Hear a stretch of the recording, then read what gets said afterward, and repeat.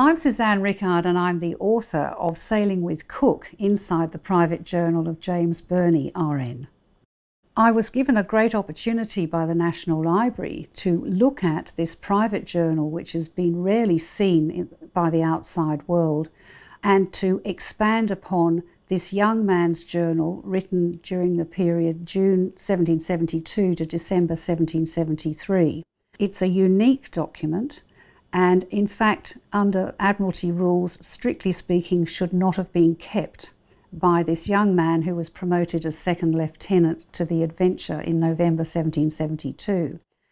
James Burney came from a very interesting English family, an extremely well-known family of the day.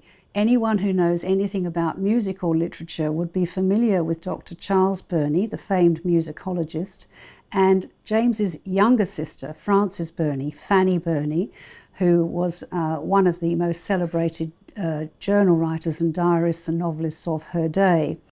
He was sent to sea at the age of 10 and actually remained at sea until his late 30s.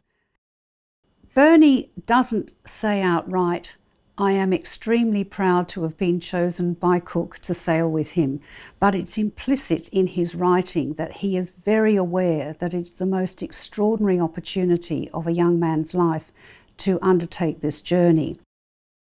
The most fascinating part of this journal will be his encounters with the native peoples of the places where these ships stopped and stayed and made relatively long-term contact. To read this young man's descriptions of his encounters with the Maori people in the Sounds of New Zealand, suddenly understanding the sophistication of the society that he was encountering, where he has actually written down the harmonies that he's heard people singing. He's brought his musician's ear to listen to some of the chanting and some of the extraordinary music that he was hearing. I wasn't expecting to find this in a sailor's journal.